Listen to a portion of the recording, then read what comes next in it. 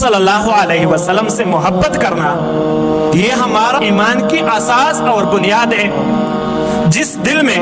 حضور صلی اللہ علیہ وسلم کی محبت نہیں اس دل میں ایمان نہیں۔ یہ میرا فتویٰ نہیں، میرے استاد کا فتویٰ نہیں، بلکہ حضور صلی اللہ علیہ وسلم کا اپنی جاری کردہ فتویٰ ہے۔ حضور صلی اللہ علیہ وسلم نے فرمایا والذی نفسی بیدہ، قسم ہے اس پروردگار کی جس کی قبضہ قدرت میں میری جان ہے،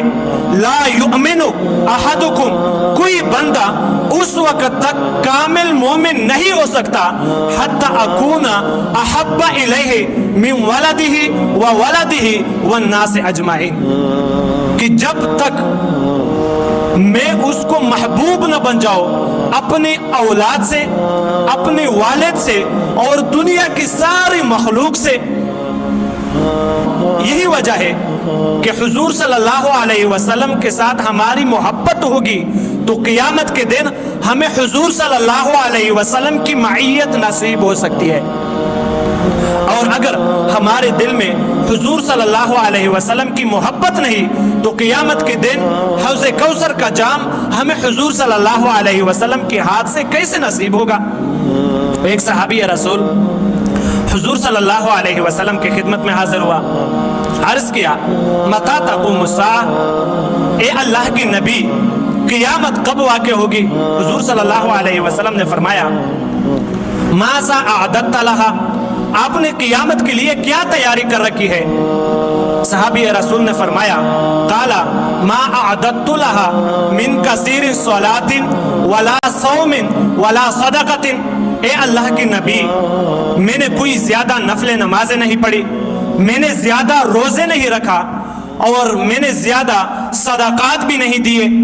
لیکن اے اللہ کی نبی وَلَكِنِّي أُحِبُّ اللَّهَ وَرَسُولَهُ، لیکن مجھے اللہ اور اللہ کے رسول سے سب سے زیادہ محبت ہے۔ تو حضور صلی اللہ علیہ وسلم نے فرمایا انت مع من احببت،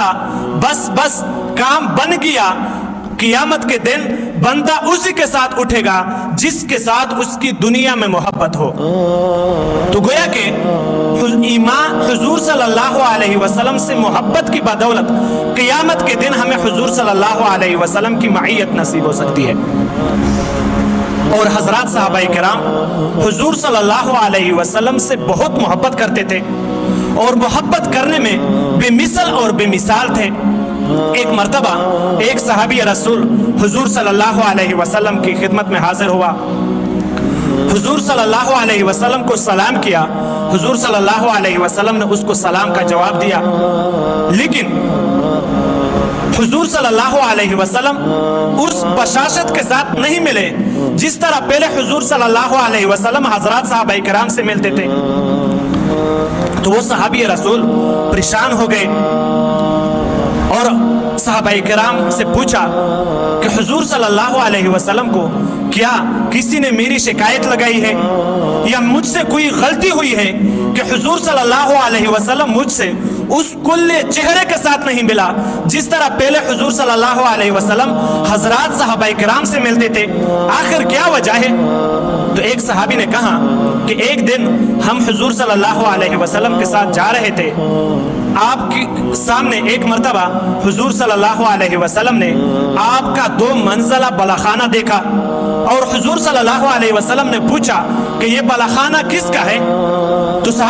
ایک صحابی نے حضور صلی اللہ علیہ وسلم کو فرمایا اے اللہ کی نبی یہ تو فلاں صحابی کا ہے۔ تو حضور صلی اللہ علیہ وسلم نے کچھ نہیں کہا، خاموش ہو گئے۔ تو جب یہ فرمایا تو وہ صحابی فوراً چلے گئے، گھر میں گئے، اپنا کدال اٹھایا، بیلچہ اٹھایا اور اس 2 منزلہ بالاخانہ کو گرایا، زمین کے ساتھ زمین بوس کر دیا اور پھر حضور صلی اللہ علیہ وسلم کی خدمت میں حاضر ہوئے۔ تو انسان حیران ہو جاتا ہے کہ حضرات صحابہ کرام صرف حضور صلی اللہ علیہ وسلم کی منشا کو دیکھ کر فوراً سمجھ جاتے تھے اور حضور صلی اللہ علیہ وسلم کے اوپر اپنا مال دولت سب کچھ قربان کر دیتے تھے۔